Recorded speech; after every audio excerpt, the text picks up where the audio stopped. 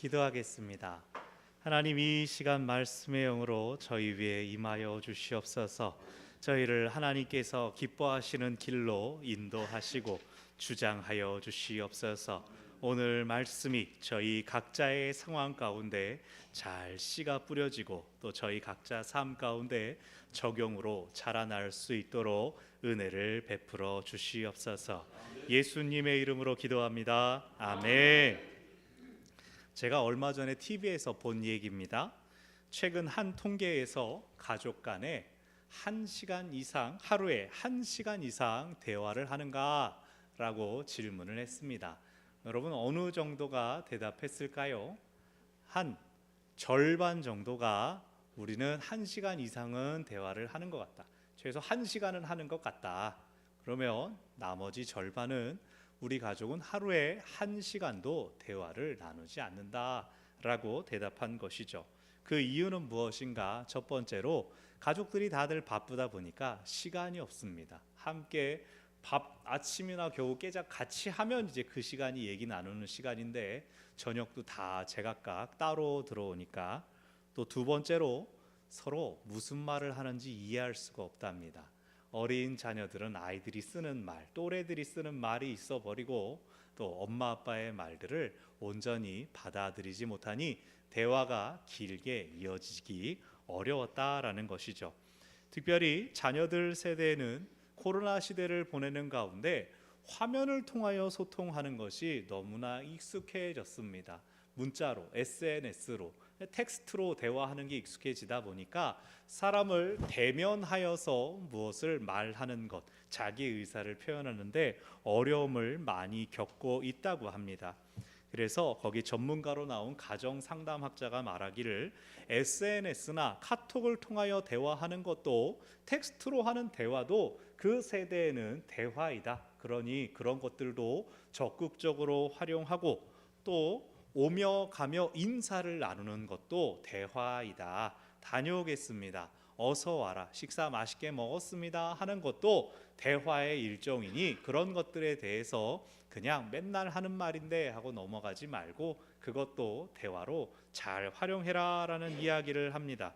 특별히 부모들이 열린 태도를 가지고 저 녀석이 왜 저런 식으로 말하지? 왜 표정이 저렇지? 그런 것들에 연연히 신경 쓰지 말라는 이야기를 했습니다. 대신 가정에서의 대화 훈련은 굉장히 중요한, 특별히 자녀들이 어릴수록 그들이 나중에 만나게 될 사회화 훈련의 아주 기초적인 과정이기 때문에 자녀들과 대화할 수 있는 기회들을 절대 놓치지 말고 더 많이 대화할 수 있도록 부모들에게 더 노력을 당부했습니다. 꼭 가족 안에서 자녀들과 혹은 부모님들과 나누는 것뿐만이 아니라 그냥 지나가며 오며 가며 만나는 사람들과도 좋은 대화를 나누고 나면 깊은 여운이 남습니다. 마음의 평안이 느껴지거나 시원하고 기분이 좋은 때가 있습니다. 대화는 서로의 성숙을 돕습니다. 그냥 편하게 주고받는 가심만 나눠도 이렇게 마음이 시원해질 때가 있는데 하물며 실질적인 무언가를 얻을 수가 있다면, 남길 수가 있다면, 서로에게 유익을 남길 수가 있다면 얼마나 더 좋겠습니까?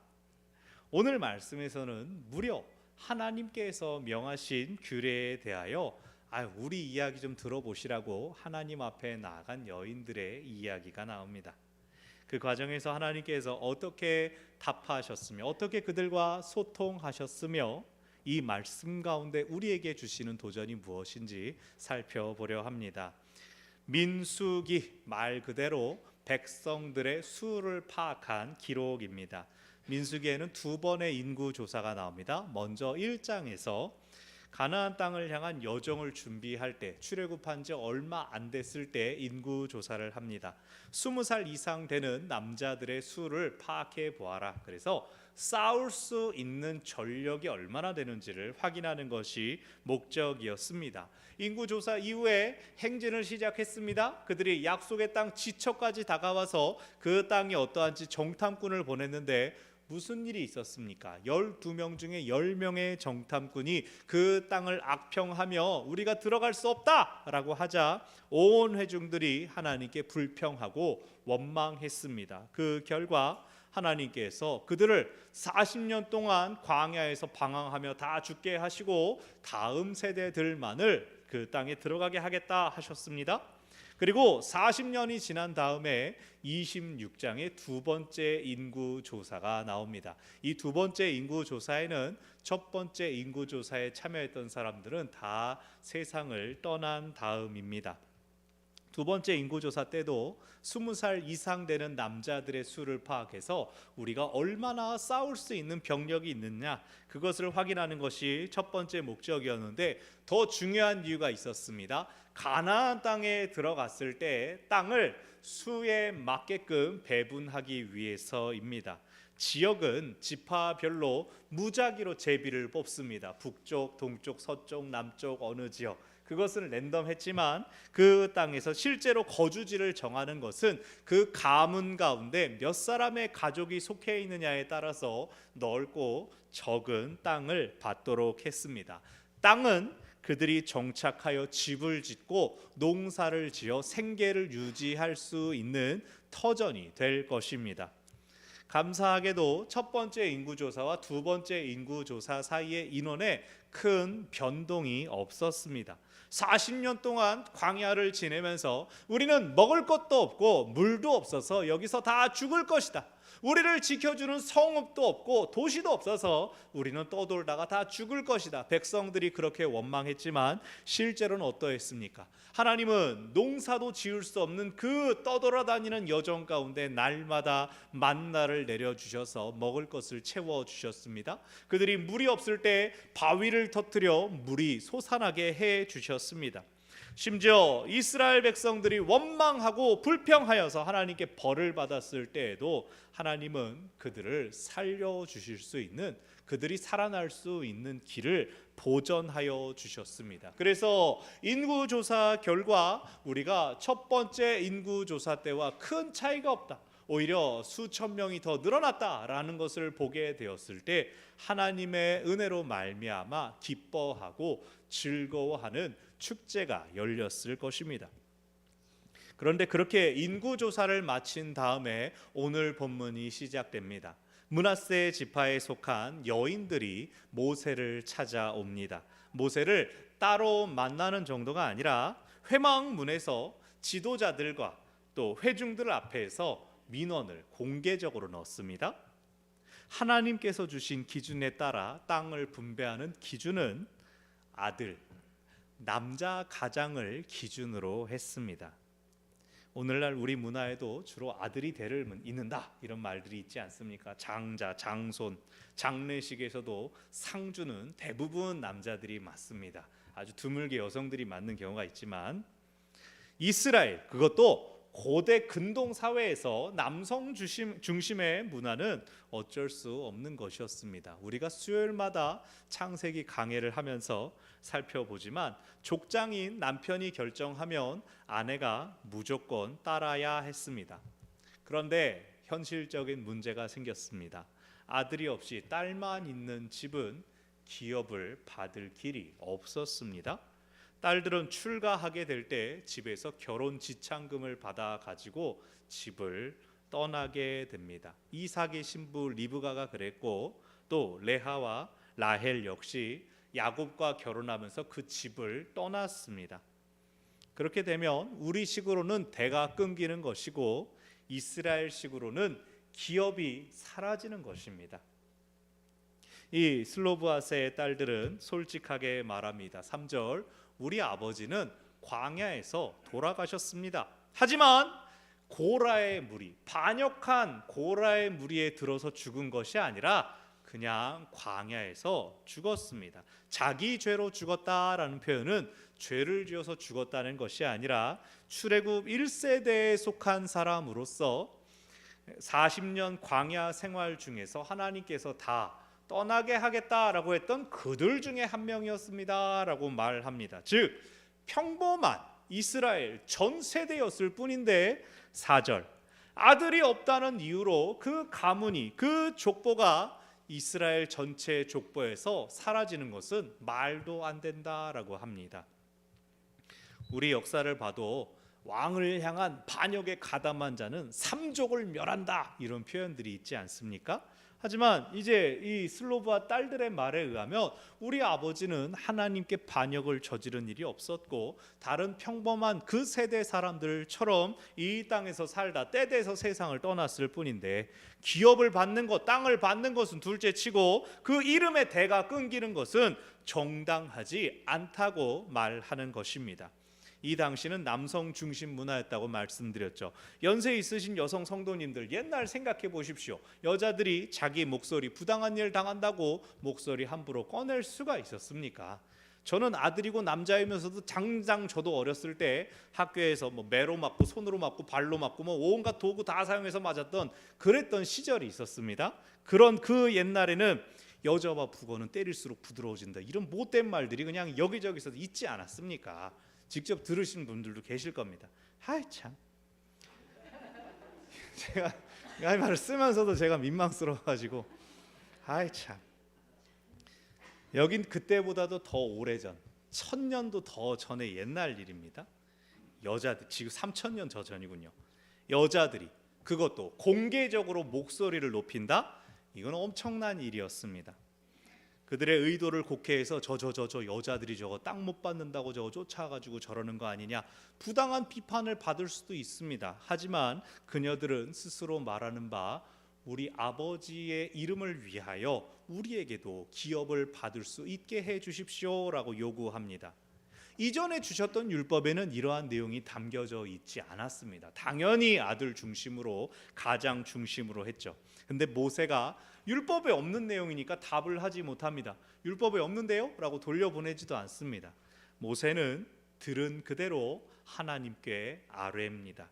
여인들이 목소리를 높인다고 해서 꾸짖지 않고 사회 관습을 들먹여서 잠잠하라 하지도 않았습니다. 그들이 요구하는 바를 있는 그대로 하나님께 아뢰었습니다.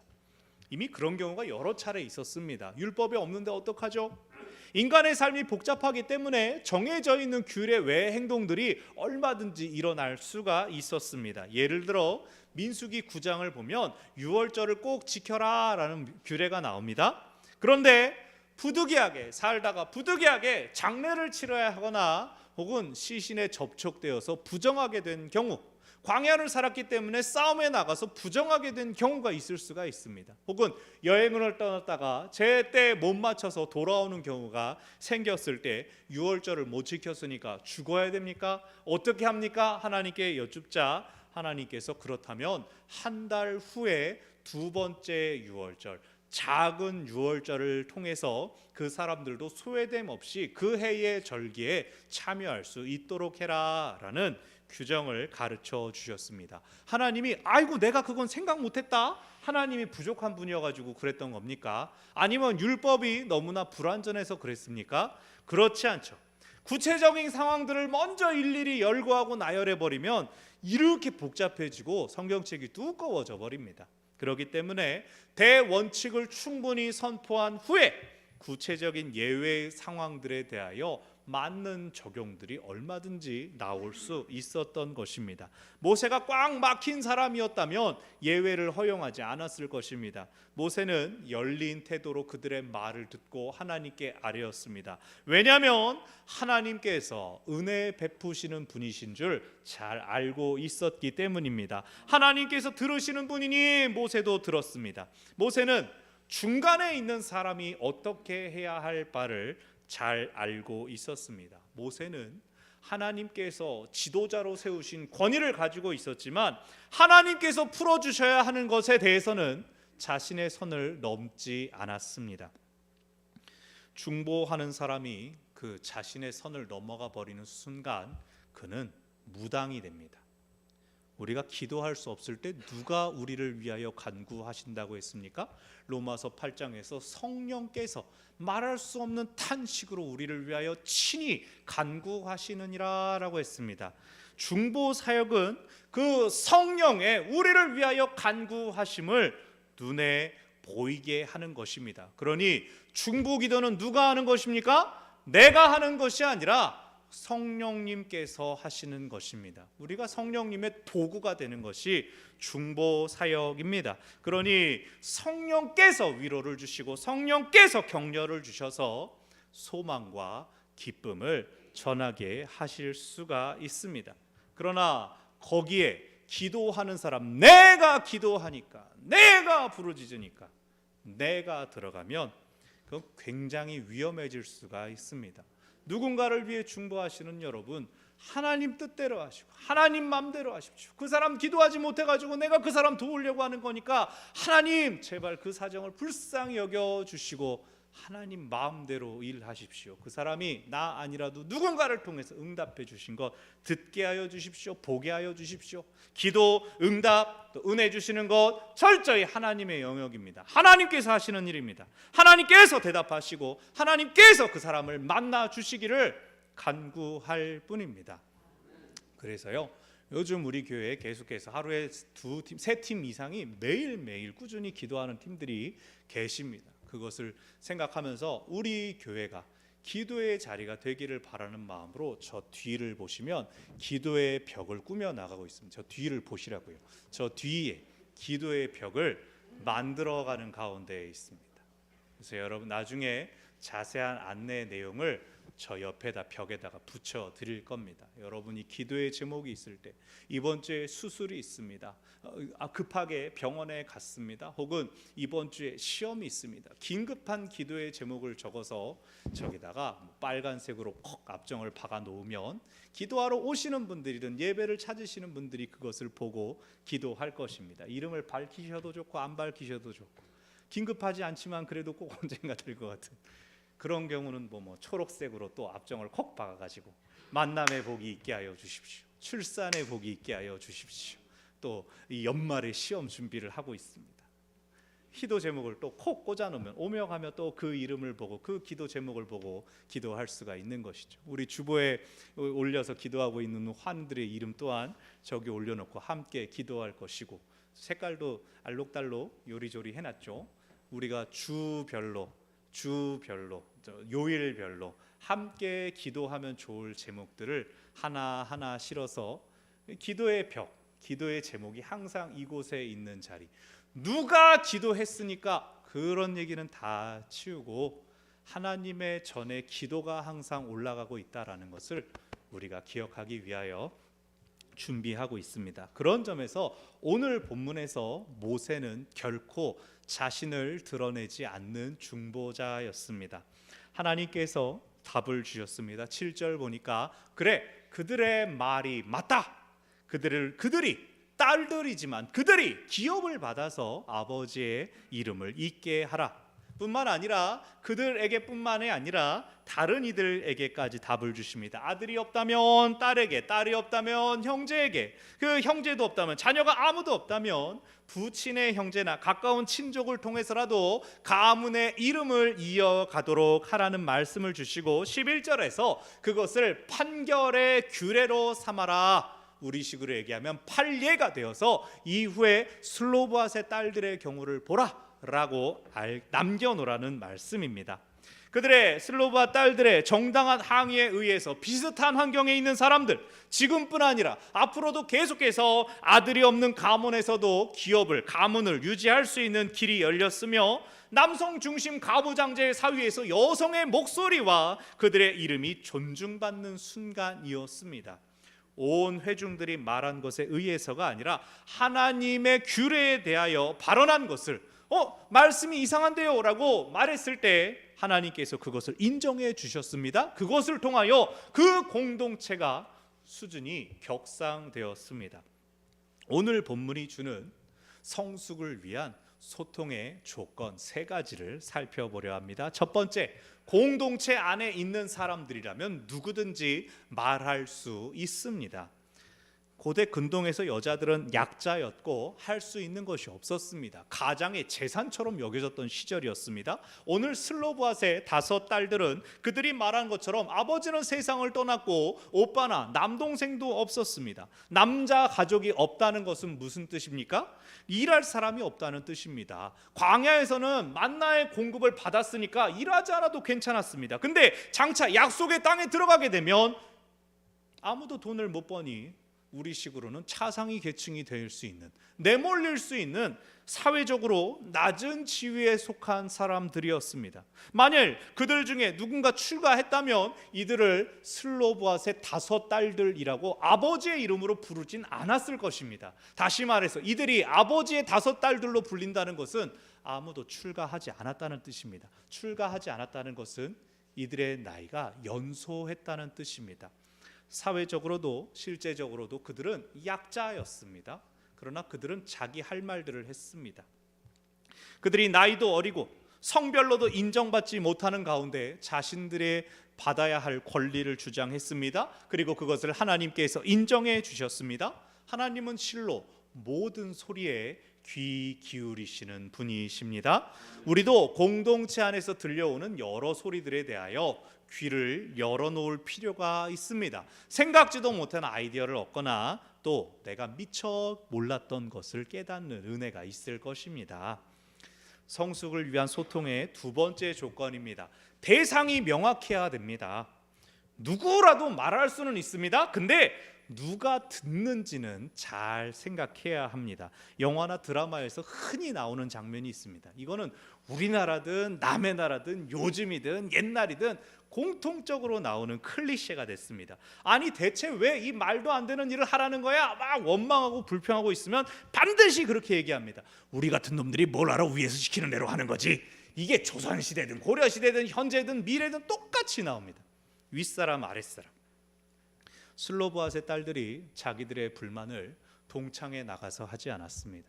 사우나에서 식혜 빨아먹으면서 자기들끼리 왜 이런 거야? 불공평한 세상. 그러지 않았습니다. 모세를 비롯한 지도자들 앞에서, 남자 어른들 앞에서 정당하게 고했습니다. 이스라엘 백성들에게 있어서 모세에게 말하는 것은 곧 하나님께 아뢰는 것이었습니다. 문제를 해결할 수 있는 이에게 어려움을 말해야지, 문제를 해결할 수 없는 사람에게 백날 말해봐야 그러게 하면서 답답해지기만 하죠. 제가 장신대에서 목회학 박사과정을 공부하는 동안에 반장 역할을 맡았습니다. 학교를 오래 다니기도 했고 또 교수님들하고 친하니까 심부름하면서 뭐 돈 걷고 광고하고 이렇게 섬기는 일을 했죠. 그러다가 이제 작년에 우리 교회를 부임하면서 논문만 쓰면 되는데 그 도저히 여건이 안 돼가지고 휴학을 했습니다. 제 생각에 난 이제 휴학했고 학교도 안 가니까 학교 돌아가는 소식 모르니까 이제 나머지는 공부하는 목사님들께서 알아서 하시겠거니 하고 생각을 했습니다.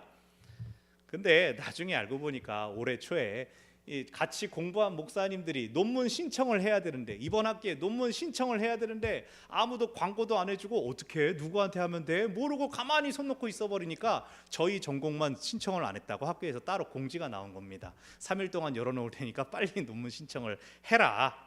그래서 저희를 위해, 이제 저희가 아니죠, 저는 휴학을 했으니까 계속 학교 다니는 목사님들을 위해서 배려를 받았던 적이 있었습니다. 서로 언제냐고 이야기는 나누는데 한 사람만 학교나 교수님한테 문의했으면 됐을 텐데 그러질 않은 겁니다. 물론 다들 바쁘셔서 그랬지만 누구에게 물어봐야 답이 나올지, 내 문제를 해결해 줄 수 있을지를 분명히 알고 명확한 대상과 소통할 때 앞으로 나아갈 수가 있습니다. 성숙을 위한 소통의 조건 3번째는 바른 명분이 있어야 합니다. 슬로브앗의 딸들이 회중들 앞에서 자신의 이야기를 하는 이 장면은 어떻게 보면 16장에 나오는 고라의 이야기와 비슷한 면이 있습니다. 고라도 표면적으로 맞는 말 했습니다. 이스라엘의 모든 회중들이 거룩하지 않냐? 이것도 맞는 말입니다. 모든 사람들 누구라도 하나님 앞에 나아가서 예배할 수 있어야 되지 않냐? 이것도 맞는 말입니다. 오늘날 우리가 그렇게 예배하고 있으니까요. 그러나 고라는 하나님을 예배하기 원하는 거룩한 열망을 가지고 이 일을 제기했던 것이 아니었습니다. 자신의 세력을 얻고 영향력을 발휘하고 싶어서 목소리를 냈습니다. 바르지 못한 명분에 대하여 하나님께서 친히 고라와 그의 추종자들을 심판하셨습니다. 슬로브앗의 딸들에게는 자기 아버지의 이름 기업, 가문이라는 명분이 있었습니다. 이스라엘에게 있어서 기업, 땅은 우리나라가 생각하는 부동산과는 좀 다른 개념입니다. 기업이라는 건 하나님께서 그 가문을 인정해 주신다는 뜻이었습니다. 그렇기 때문에 땅의 매매나 투기가 금지되어 있었습니다. 그녀들은 자기 아버지의 기업이 사라지는 것을 막아야 한다는 명분이 있었습니다. 그것은 많은 아들이 없는 집, 혹은 전쟁에 나가서 남편과 아들이 모두 전사한 집, 이러한 가정들에 충분히 당면할 수 있었던 문제였습니다. 하나님은 그들의 정당한 명분을 따라 율법을 보완하도록 해 주셨습니다. 민주주의 사회를 살아가는 오늘 우리가 교회 공동체 안에서 누구라도 자유롭게 말할 수 있지만 바르지 않은 명분을 가지고 그저 목소리를 높이는 것, 내 생각엔 이게 맞는 것 같은데, 아니 남들은 다 이렇게 하는데, 이것은 바르지 못한 명분입니다. 그것은 성숙을 돕기보다 오히려 성숙을 저해합니다. 우리의 대화와 소통은 공동체가 함께 성숙하기 위한 것이 되어야 합니다. 어떻게 하면 하나님께 더 영광 돌릴 수 있을까? 어떻게 하면 우리가 더 하나님의 기쁨이 될 수 있을까? 오직 이 명분에 충실할 때 서로의 성숙을 일구는 소통을 할 수 있습니다. 말씀을 정리합니다. 좋은 목회자나 좋은 성도가 교회를 성장시킬 수 있습니다. 하지만 좋은 공동체는 함께 성숙합니다. 아무리 쭉쭉 성장해도 성숙하지 않아서 그 속이 비어 있다면 고난이나 환란이 왔을 때 우두둑 쉽게 부러질 것입니다. 그러나 성장이 느리더라도 알알이 성숙해지면서 그 안이 꽉 차서 자라게 되면 그것은 결코 꺾이지 않습니다. 우리가 소통하고 대화하고 사랑하면서 느리지만 깊이 성숙하는 그러한 공동체 되기를 바랍니다. 우리가 주님의 몸으로 부르심을 받았으니 하나님께서 우리를 자라나게 하실 것입니다. 기도하겠습니다. 우리를 부르신 주님, 저희가 주님의 뜻을 따라 자라며 또한 성숙하기를 원합니다. 하나님께서 우리 가운데 좋고 바른 것들이 온전한 명분을 가지고 서로에게 잘 소통되게 하여 주시옵소서. 새로운 일들, 새로운 환경 가운데 많은 것들이 변화되고 달라지고 앞으로 나아가기를 원하는데 우리 안에 선한 명분을 가지고 좋은 이야기들이 오가며 서로에게 그래 그 말이 맞다, 그래 그 말이 맞다, 하나님께서 우리 가운데 일하시는구나, 우리 서로가 함께 고백하며 우리 모든 기도에 응답하시는 하나님을 만나는 은혜를 누리게 하여 주시옵소서. 예수님의 이름으로 기도합니다. 아멘. 말씀을 기억하며 우리 찬송가 220장 함께 부르겠습니다.